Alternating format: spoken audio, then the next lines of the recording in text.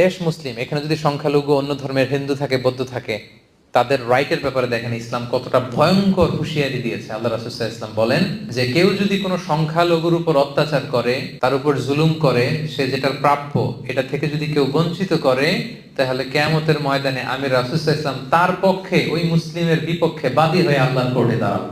আপনি নামাজ পড়তে পড়তে কপালে দাগ ফেলাই দিচ্ছেন, দাড়ি রাখতে রাখতে এত লম্বা জুব্বা, এরপরে হিন্দুদের বাড়ি দখল করতেছেন আর বলতেছেন আপনি বড় হাজী সাহেব। আল্লাহ রাসূল সাল্লাল্লাহু আলাইহি ওয়াসাল্লাম বলছেন কিয়ামতের দিন আল্লাহ রাসূল ওই হিন্দুর পক্ষে থাকবে, আপনার বিপক্ষে।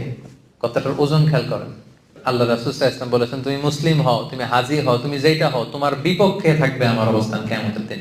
আচ্ছা, সোজা সাপটা একটা আনসার দেন। রাসূল সাল্লাল্লাহু আলাইহি ওয়াসাল্লাম যদি কারো বিপক্ষে বাদী হয়ে দাঁড়ায়, যার শাফাআত ছাড়া আমরা জান্নাতে ঢুকে কল্পনাই করতে পারি না, তিনি আমার বিপক্ষে আল্লাহর সুপ্রিম কোর্টের ট্রাইব্যুনালে আমার Please বিপক্ষে, subscribe my জান্নাতে YouTube যাওয়ার কোনো channel সুযোগ Mobile কি আমার Master. সেদিন থাকবে?